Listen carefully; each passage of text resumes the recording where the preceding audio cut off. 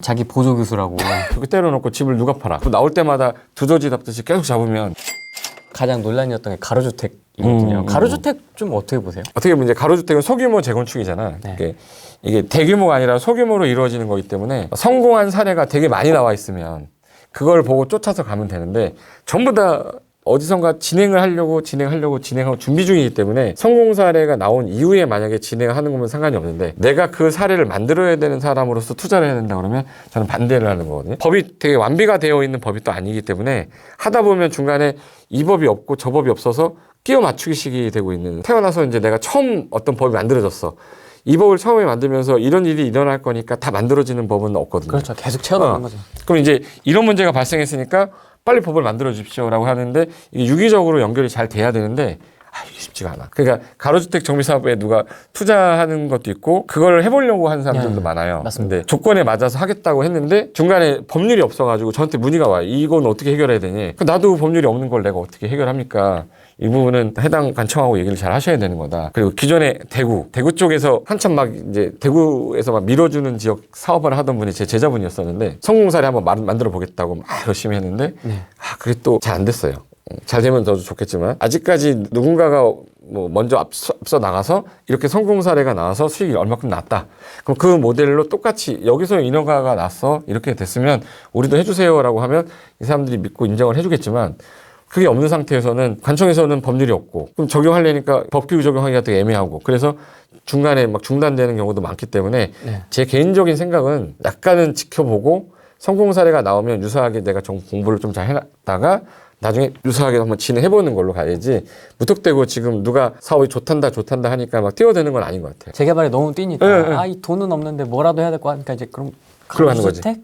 뭐 시간도 짧게 걸린다고 해주고 뭐 혜택도 준다고 하고 용적률 상향 해준다 그러고 어쩐다 하니까 이제 그러면 재개발은 좀 놓친 것 같고 너무 비싸고 막 3억, 5억 이렇게 들어가니까 그럼 가로주택이라도 어떻게 좀 해볼까 이제 하시는 분들이 관심이 많으시더라고요. 보니까 누가 가로주택에서 성공한 사람들 돈 번 사람들 있으면 나와보라고 그러세요. 아직. 그런 얘기는 없었던 것 같아요. 뭐 저는 성공했는데 이런 얘기는 없었던 것 같아요. 없어요. 없는 게 지금 현재 진행돼서 성공한 사례가 지금 현재 수목건축에서 진행하고 있거든요. 수목건축 건축사분께서 이제 하고 계시긴 한데 성공이라고 해서 막 얼마 정도의 수익이 발생했다 이런 사례들이 없기 때문에 내가 만들어 가야 되는 상황이라 인천 쪽에서 하고 계신 분이 제자분인데 그분도 지금 구청장님 만나서 뭐 얘기하고 있다 뭐 하는데 진행이 잘 안 되는 거예요. 그럼 내가 거기서 자문은 해주고 있지만 법률이 없는데 제대로 되지 않았는데 그리고 솔직히 가로주택 정비사업이라는 게 그냥 정비사업이었던 거예요. 정비사업을 했던 재건축 대규모가 소규모 재건축이었던 게 일로 나왔을 뿐이지 이것도 정비사업인데 예를 들어서 1만 제곱미터 정도 되는 땅에다가 건물을 짓는데 건물을 좀 옛날에 15층까지 완화해준다고 했다가 이건 또 7층까지밖에 안 해주겠다. 수익률 또 줄여놓고 또 하라는 거야. 이게 수익률이 또 나오겠냐. 용적률은 완화는 됐지만 많이 완화가 안 됐기 때문에 수익은 또 안 나와요. 그러니까 이제 소규모로 진행하는 거니까 누구나 할 수는 있겠지만 성공된 사례를 좀 보고 난 다음에 시작해도 되는 걸 굳이 내가 막 먼저 해보겠다 이렇게 나서진 않았으면 좋겠어요. 구현석 선생님이 정보 하나 주셨네요. 부산 거제동 가로주택 정비 지금 하고 있나 봐요. 괜찮게 하고 있나 봐요. 거제동? 거제동 하고 있구나. 부산도. 이게 성공적으로 진행되는 것들에 대해서는 소문이 안 나는 거야. 또 부산 쪽에 전문가시니까 그쵸. 저기 사례 한번 봐야겠네. 하고 있구나. 가로주택 정비사업. 이게 서울에는 지금 현재 고대 쪽에 지금 하고 있고 대구에 수성구 쪽인가 어디 하나 하고 있다고 그랬고 근데 진행 중이라서 완료가 돼가지고 됐던 것들이 없어가지고 이거하고 또 이제 같이 비슷한 게 재개발이니까 공공재개발. 이것도 동의서 지금 막 다시 뿌리는 데도 있고요. 구역 들어가 보니까. 근데 저는 근데 이거는 투자자 입장에서만 딱 말씀드리면 임대주택을 지어야 되잖아요. 임대주택을 짓고 나면은 전체 양 중에 임대주택이 빠지면 수익이 떨어져요. 그리고 이제 이 아파트 단지에 임대주택이 많으면 이 아파트 자체 내에 사람들이 인식하는 퀄리티라는 걸 이렇게 생각하는 거예요. 임대주택이 많으면 집값이 떨어진다라고 생각하는 사람들이 많거든요. 그러니까 반대하는 사람이 많아. 내가 만약에 뭐 재건축 재개발하고 있는 조합원인데 우리 아파트가 이렇게 해서 뭐 레미안이 딱 됐는데 여기 같은 임대주택이 막 껴있어요. 그럼 이제 사람들 입장에서는 그런 걸 싫어하는 거지. 그러면 안 되지만 투자자 입장이나 내가 살고 있는 우리 동네에 우리 집이 좀 좋은 환경이라고 생각한다고 그러는데 임대주택이 들어온다고 좋은 환경이 아니야? 이런 것도 있잖아요. 근데 사람들이 그렇게 생각 안 하기 때문에 동의서를 안 써줘. 공공재개발이 그 용적률 완화해 주는 조건으로 임대비 중. 임대비를 높인 거거든. 그럼 이제 수익적인 부분에 있어서는 분명히 떨어진다고 생각하는 사람들이 더 많을 거고, 그럼 내가 동의서를 왜 써주냐. 오히려 위치 좋은 지역이나 이런 데는 안 하고 그냥 우리끼리 하겠다. 공공재개발 안 하겠다라고 하는 사람들이 더 많은 거죠. 좀 같이 사는 사회인데 임대주택에 사는 사람이니까 이 사람하고 거리를 두고, 임대주택 아니니까 이 사람하고 거리를 안 두겠다. 이거 기준이 너무 그동안 팽배해왔던 거였고, 옛날에 어떤 일이 있었냐면 아파트 단지가 있으면 임대주택을 저 끝에다가 갖다 놨어요. 저 끝에 갖다 놓고 여기만 이제 분양주택이야. 그리고 여기다가 이렇게 해가지고 울타리 쳐가지고 이쪽으로 못 오게 해버렸어요. 이거 너무한 거 아니에요? 이런 현상이 발생하는 거를 받고, 왜? 이 임대주택으로 인해 이 단지 아파트 집값이 떨어진다는 거야. 그리고 임대주택 있는 이분들은 통로를 딴 데로 뺀 거예요. 이거는 그건 아니다. 너무 아니잖아. 그건 아니다. 그런 부분에 대해서 아직까지 대한민국 사람들도 민도가 안 올라간 거죠. 그러니까 동의서 안 써줄 거예요. 그럼 투자 입장에서도 공공재개발은 뭐 그렇게 안 하지. 그러니까 예를 들어서 조건이 없어야 돼. 조건이 없이. 솔직히 아파트 집값 잡는다고 그러는데 뭐 양도세 막 저기 때려놓고 집을 누가 팔아? 그죠. 양도세 규제한 걸 완화하면 팔 사람 많거든요. 이때다 싶어가지고. 네. 그럼 공급량 늘어날 거 아니에요? 근데 늘어난다고 해도 이 사람들이 다주택자들이 내놓은 집은 이미 다 살고 있잖아요. 그 무슨 의미가 있어? 근데 일단은 거래를 튀어놓고 숨통을 튀어놓고 자연스럽게 넘어가게끔 만들어놨으면 전 좋겠는데, 이 법으로 자꾸 규제하니까 계속 풍선 효과들이 뭐대 하면서 자꾸 튀잖아요. 그럼 언제 잡을 거야? 뭐 나올 때마다 두더지 잡듯이 계속 잡으면 김포 잡으니까 파주 가고. 파주 잡고, 그 다음에 또 이제 대구 잡고, 대전 잡고 다 잡을 거 아니에요. 그럼 잡다가 이 정부 다 끝나는 거거든요. 그럼 이제 정부가 바뀌면서 제가 부동산 정책을 이렇게 하겠습니다 하면서 정책 확 바꾸겠죠. 그러면서 이제 또 부동산 경기 또 바뀔 건 뻔한데, 문재인 정부가 아직 끝나지 않았기 때문에 2년이라는 시간은 계속 규제만 하다 갈 거 아니에요. 좀 푸는 정책으로 사람들이 이제 임대차 3법도 마찬가지로 그게 굳이 시행 안 했었을 때랑 했을 때랑 차이점을 생각해 보면 안 하는만 못하는 제도가 돼버린 것 같은 느낌이 들잖아. 맞습니다. 전세값만 올려놓고. 네. 그러니까 이제 규제하다 보니까 나쁜 쪽으로 더 많이 흘러간 것 같은 느낌이 더 드는 거죠. 가만히 놔뒀으면 흘러가면서 좀 잡혔을 것 같다는 생각도 좀 들고. 근데 정부는 뭔가를 모션을 취해야 되니까 우리가 정부 욕할 건 아니지만 그분들도 최선을 다했고, 최선을 다해서 했는데 그 제도가 좀 잘 안 먹혔으면 그럼 빨리 인식을 하고 제도 개선을 빨리 해야 되는데 그걸 안 하는 게 좀 답답한 거지. 그러니까 최선을 다하는데 이 제대로 된 방향으로의 최선이 아닌 것 같아요. 그러니까 약간 삐뚤어진 거면 똑바로 가야 될 거 아니야. 그걸 안 바꿔주니까. 그 조타를 누가 하는지 모르겠는데 참 기가 막히더라고. 모텔방 바꿔서. 그건 생각이 좀 잘못된 거죠. 호텔 바꿔가지고 주택을 만든다. 이건 말이 안 되는 거지. 어떤 누가 들어가 거기를. 아 맞아. 항상 그 얘기예요. 저 항상 궁금했습니다. 항상 오보스님이 고상철 대표님 자기 보조 교수라고. 이셋 관계가 저 궁금합니다. 사실 구 박사님하고 그 김정일 대표님하고 고상철 대표님 이 토지 3대장 요 셋이 어떻게 관계가 어떻게 되는지. 둘 다 제 미치죠.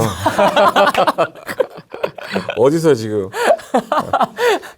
우리 종률이는 너무 제가 사람들한테 많이 얘기하고 다니는 친구예요. 그러니까 김정일 대표 강의 많이 들어라.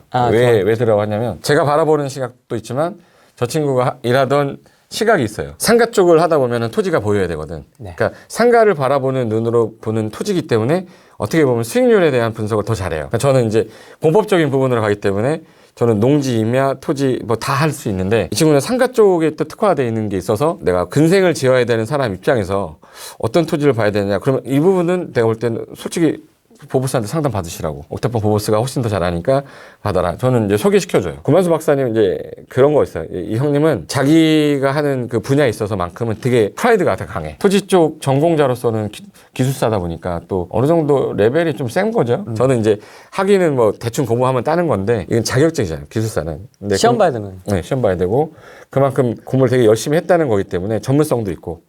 저는 이제 그 분야를 공부한 건 아니고 토지 개발하다 보면 계획이 되게 궁금해요. 법만 공부하다 보니까 이건 계획도 좀 알아야겠다 해가지고 도시계획과를 갔는데 도시계획 너무 어려운 거야. 너무 많은 걸 가르쳐주니까 박사과정을 할 때 영어로 듣는 수업이 있었거든요. 죽는 줄 알았어. 오바이트 나와가지고 영어를 손 놓은 지 고시 공부한 때가 언제 20년이 다 됐는데 그때 이후에 영어 공부를 다시 차 타고 다니면서 영어 공부를 했어요. 우리나라 사람인데 외국어로 해요? 네. 외국에서 살다 오신 분이 영어 수업, 원어 수업을 하시는 거라 들어올 때부터 하이 해야 돼요. 그럼 조용히 있어요. 질문도 영어로 물어봐요. 그래서 한참 있다가 yes, okay. 그래서 대화를 하는데 되게 조용한 대화가 없는 대학원 수업이었어. 박사과정이면 막 질문하고 토론도 하고 막 해야 되는데 영어 수업 시간에는 항상 정적이. 근데 그때 그것 때문에 영어 공부를 더 해야겠다는 생각도 많이 들어서 애들 유학을 보내는 건데 외국인이 바라보는 시각도 좀 많이 배워야 되잖아요. 이분은 한국 사람인데 외국 가서 공부를 해갖고 와서 원어로 교수를 하다가 인하대학교로 다시 발령을 받으신 분인 거야. 그냥 이 사람은 한국 사람이 아니라 그냥 미국 사람 같아요. 되게 자연스럽고 막 이렇게 하는데 우리는 못 알아들으니까 일단 옆에 있는 친구랑 예습했냐? 그랬더니 예습 하나도 안 했대. 그래서 그럼 오늘 3시간 동안 뭐 할 거냐? 그랬더니 일단 리스닝을 일단 녹음해놓고 일단 집에 가서 다시 들어야 되니까. 그래서 스마트폰에 맨날 녹음해놓은 거 듣고 세우고 다녔거든요. 박사도 뭐 쉽게 따는 건 아니니까. 그래서 내가 이렇게 쉽게 뭐 박사를 따려고 했던 건 아니지만 이 석사랑은 완전히 다르구나. 그 분야에 대해서 공부를 좀 더 막 하다 보니까 재미도 있었고 내가 알지 못했던 분야에 대해 새로 이제 공부를 하다 보니까 논문을 쓰는데 박사는 논문으로 일단 보여지는 게 전부니까. 그래서 제가 논문을 쓰면서 진짜 태어나서 공부를 진짜 열심히 했어요. 애기들 유학 보내고 나서 썼거든요. 와이프랑 우리 애기들이랑 다 지금 호주 가 있는데 2년 동안 못 쓰던 거를 6개월 만에 썼어요. 집에 가니까 할 일이 없으니까 맨날 이제 논문만 썼는데 그때 느낀 게 도시계획이라는 분야는 진짜 공부를 해도 끝이 없고 부동산 분야를 공부하기 위해서 도시계획을 공부한 거지 도시를 짜려고 제가 공부한 건 아니었기 때문에 제가 뭐 공무원이 돼서 도시계획을 짜려고 했던 건 아니었기 때문에 제가 원하는 분야만 골라서 좀 약간 공부를 했었는데 그때 배웠던 도시계획이 저 부동산 하는 데 도움이 되게 많이 됐어요. 앞으로 이제 어떤 도시계획이 발표가 되면 어떤 루트로 그 계획 정보를 얻어야 되는지도 이제 알았고 누굴 찾아가가지고 물어봐야 내가 좀 더 자세한 내용을 들을 수 있는지를 나는 그 계획을 공부하면서 동기가 도시계획 국장이었어요. 인천시. 그러니까 도시계획 관련된 박사 학위는 전부 다 그쪽 라인이다 보니까 도시계획위원회 심의위원하고 같이 공부하고 하니까 정보도 많이 듣고 그런 게 전 도움이 많이 됐고 부동산 하는 데 있어서 법률 관련된 거는 내가 가서 도와주고 계획 관련된 건 저희한테 와서 도와주고 하니까 지금도 제가 대학원은 강의하거든요. 인하대만. 그래서 이번에 재생대학원이 생겼어요. 그러니까 도시재생대학원이 한국에서 6군데가 지금 지정이 됐거든요. 대학원 생겼어요. 아, 특이하다. 그러니까 정부가 밀어준 거지. 정책이니까. 그래서 인하대, 고려대, 한양대, 지방에 무슨 대학교 6개. 근데 이제 거기 교수님들 이제 모여가지고 이제 강의를 해야 되니까 자, 이번에 가서 이제 그분들을 만났는데 다 이제 대한민국 잘 나가는 교수님들이잖아. 다 나이가 어르신들이라 계속 이러고 있다고 왔는데 그분들이 새로 재생이라는 학문을 도시 계획이 아니라 재생이라는 학문을 만들어 가야 되는 제 1기 교수진들이 모인 거기 때문에 되게 책임감도 있었고 대한민국은 이제 재생 시대로 넘어가는 와중인데 재개발 재건축도 좋지만 이제는 재생으로 무조건 갈 거예요. 재생 관련된 학과가 생겼고 대학원이 생겼으면 학과도 생긴다는 얘기거든. 그럼 도시계획 전문가라는 사람들도 뽑힐 거고 아마 제가 볼 때는 도시계획 전문가 과정이라고 해서도 나올 거고 아마 자격증도 나올 수도 있을 것 같아요. 그런 분야는 미리 공부하시는 것도 도움이 많이 될 것 같아요. 나는 제일 궁금했던 게 서울시 도시계획을 짜는 그 플랜을 봤는데 이걸 왜 이렇게 짰을지도 되게 궁금했어요. 나는 공법 강의를 해야 되는 사람이라서 도시계획 절차가 어떻게 된다 이건 다 아는데 이 도시계획 짜면서 이 내용 왜 필요한지 궁금했었어. 인구 경제 사회 문화를 뭐 한다 막 이렇게 써 있는데 그 인구를 계획을 통계를 잡아가지고 이 배치를 어느 지역에 주거지역, 상업지역, 공업지역 배치할 때 왜 여기 인구가 10만이면 도를 몇 미터로 깔아야 되고 나 이게 궁금한 거예요. 그래서 갔더니 그거를 공학과에서 배우는 거래. 도시공학과에서. 그럼 난 잘못 온 거네. 그랬더니 계획에서도 배우는데 교통은 공학 쪽에서 가는 거고 인구 배분, 뭐 마스터 플랜 이런 것들은 계획에서 하는 거라는 거야. 그래서 세종시 도시계획 짜는 교수님이 서울대 교수님이었는데 그 교수님 와서 강연하는 걸 들으면서 도시계획 마스터 플래너는 이 도시를 어떻게 만들어야겠다라는 진짜 딱 개념이 잡혀있지 않은 상태에서 만들면 도시가 망가지잖아요.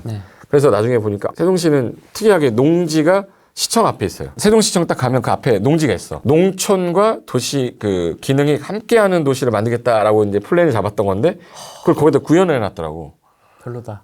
약간 이상하잖아요. 시청 옆에 가면 무슨 박물관 같은 게 있어서 무슨 식물원인가? 뭐 그런 걸 넣은 거야. 그러니까 우리가 서울시청 앞에 농지가 있다고 생각해봐. 좀 이상하죠. 부동산 투자자 입장에서는 되게 애매한 것 같기도 하고 또 자연 쪽에 있는 분들은 이거 멋있다 뭐 이럴 수도 있고 사람이 바라보기에 다 다르니까 그런 계획을 짜는 사람들은 다 독특한 사람인 것 같아. 근데 나는 그 정도 되는 깜냥은 안 되는 것 같아서 저는 부동산 쪽에 앞으로 계획이 나오면 이 계획으로 진행되는 속도에 따라 어떻게 개발이 되면 어느 지역이 또 사기 좋아질까 그런 걸 좀 알면 부동산을 좀 투자하는 사람들한테 제시할 수 있는 것도 좀 생길 것 같아서 공부를 좀 더 했던 거죠. 토지 3대장 서열은 아직도 논란인 걸로. 다 아직 뭐 아직은 내가 그러니까 항상 각자 이렇게 인터뷰를 해보면 같이 모아놔야 돼. 각자 만나보면 항상 자기가 구만수 형님이 사람이 좋아서 그냥 봐주는 거죠 이렇게. 그렇죠. 나이 품는 거지. 연배도 있으신데 우리가 농담하는 거고. 그렇죠.